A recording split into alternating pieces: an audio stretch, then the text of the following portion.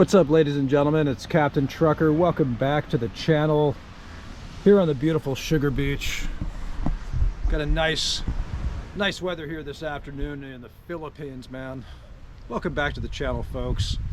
I want to discuss something called expatriate life, what it means to be an expat, where we're thriving, where we're failing, and what the future holds. So basically, they say there's like, some say 600,000 Americans here right now in the Philippines. Others say 400,000, but we'll just assume it's 600. And in the future, there's going to be a lot more. Why? Because the world's becoming a smaller place. People are watching more vlogs. Americans are tired of living in debt. They're tired of inflation. And the middle class is pretty much tired of being shafted, doing all the work, and living in debt, which is a pretty ugly thing. So what does that mean for the future, for our future, for the future of this country? Well, there's a lot of variables, you know. Simply moving to these countries as a retiree simply to save money, to stretch your dollar, I think that's the #1 disillusion and mistake a lot of people make, okay? And the reason why I say that is, well, it doesn't make sense. I mean, think about it. So if your goal was to live a certain status quo material life in America, nice neighborhood, nice car, big expensive house, if you fail to do that in your home country and then you want to go to a developing country with less economic opportunities and try to mimic the same thing with less money, it just seems like a total setup for disappointment. Well, because it usually doesn't work out.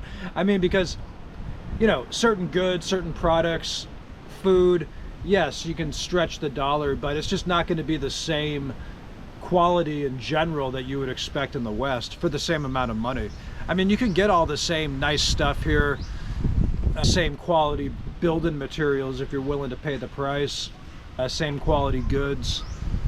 You know, stucco walls, insulation, travertine floors, that kind of stuff, new cars, etc.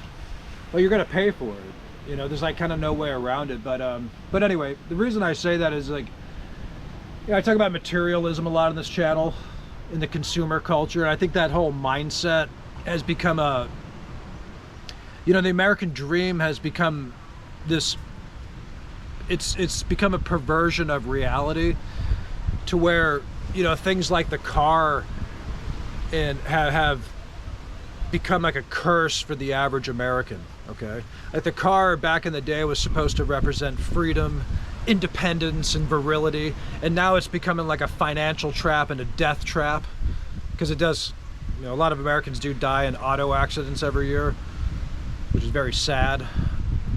So, you know, there's a lot of problems, man, like in the consumer culture, but how this applies to expats is like we gotta learn to somehow adjust and assimilate better to get out of those mindsets, because you see it all the time. You see a lot of Americans failing here, failing to adapt, if you will, because they can't adjust. You know, I mean, it's not the same type of country. It's not an industrial country. Things move slower here. You're not going to be treated like a king off your $1,500 Social Security check. Things aren't going to go your way. It's just not. It's not the way it's going to be. So yeah, man, I mean, learning to adapt to a foreign culture, I think that's part of the beauty. That's stuff we learn, you know, or stuff we are aspiring to learn, because these countries kind of, they test or bring out sort of like who you really are, in a sense, you know. A lot of men, when they come out here, they discover that they have opportunities they never had, like mostly with women, you know, like women are going to start giving you more attention, and it's almost like Temptation Island for some men. And this can also be a trap, you know, that like the Philippines can kind of bring out the best in you and also the worst in you, because a lot of men can get mixed up, you know, and if they get involved in a lot of relationships or bad relationships, and it can really screw up their lives. Because, you know, even if you have a little bit of money, you know, some of those Filipino women, they're way tougher than us Western men. And if you're going into these things with not the best intentions, don't expect a lot of mercy and a lot of compassion necessarily. But anyway, back to expat life. You know, expats have gotten a little negative reputation, I think. Some of it's justifiable, but some of it's not. I think we're going to see new types of expats come in here more in the future due to vlogs and better influences and better ideas being put out there.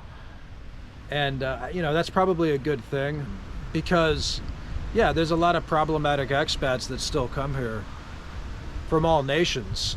And they fail for a lot of different reasons. They just do.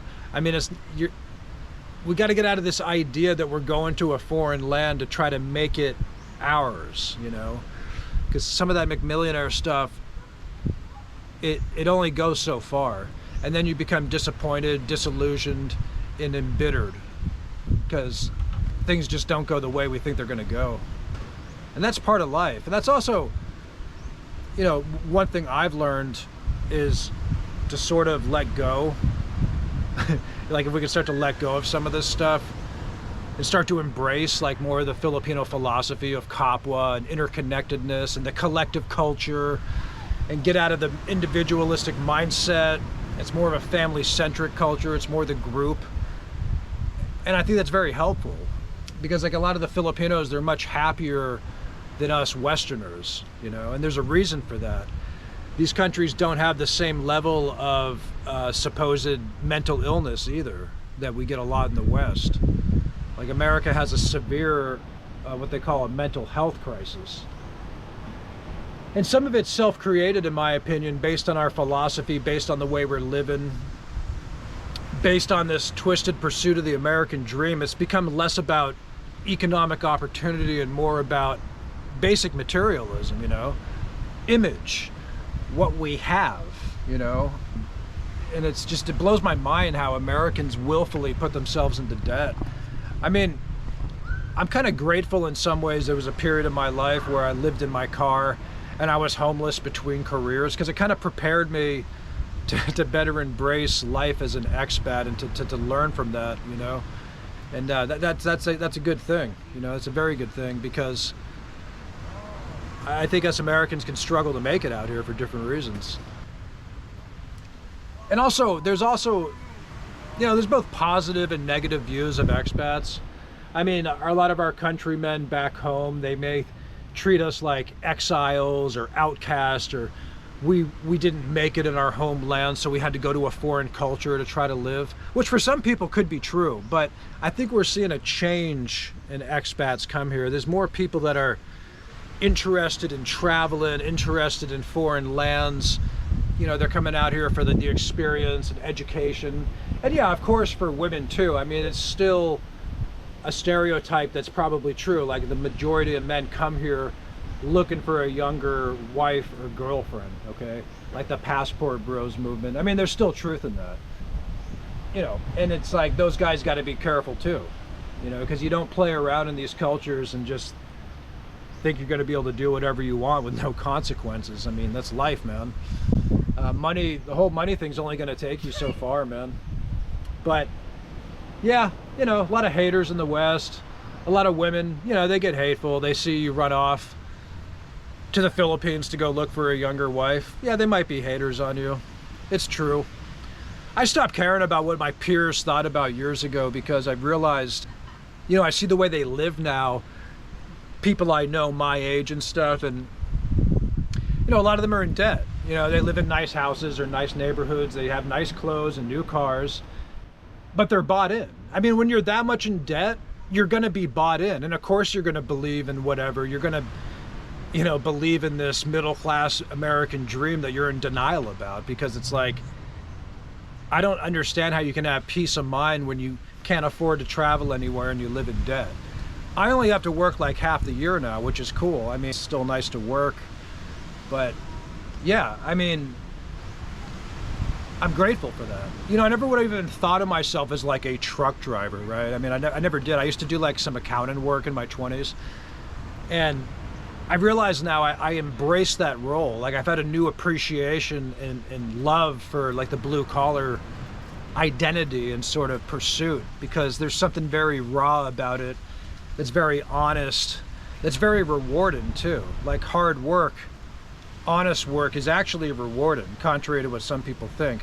But yeah, corporate consumer culture, it's a mess, man. I mean, you still see some of those guys come out here to the Philippines too. Like you'll see like the old corporate relics that complain about the smallest things, like getting an automated email with terms and conditions to check into a resort. Like I met this British guy, he was older, man.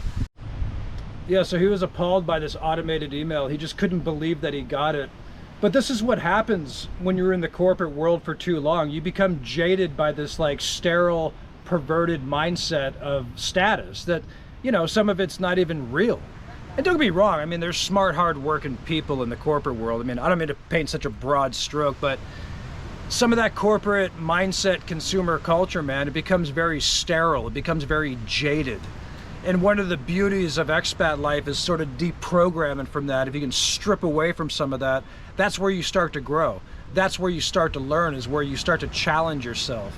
You find out who you really are, you know, not because you slaved away in a certain system that gave you a status, but you kind of start, you know, from ground zero. You start from the bottom, so to speak, in a very natural sort of raw land, okay? Because you'll figure out pretty quick who you are and who you're not. Because believe me, I mean, people will shine you on, but the Filipinos, they're not just gonna bow to you, and they're not gonna wait on you hand and foot just because you have a little bit of money or just because you used to have a status in the corporate world. I mean, nobody cares out here. Yeah, I guess the message is I guess we learn to let go and to assimilate better so we can become better adjusted expats and contribute something to the community. And, you know, make expat friends. You don't have to be friends with all of them, because some of them are crazy. They're always going to have that population, but some of them are cool. It's just a matter of finding them, because you don't want to isolate yourself either. You know, you got to have some foreigner friends and you want to have Filipino friends, but coming out here with the isolation mindset that you're going to be the king of the island or the king of some sector, it's not going to last too long. So yeah, let's adjust, man. Let's support each other out here. Anyway, I got to get going. I'm going for a swim. It's Captain Trucker.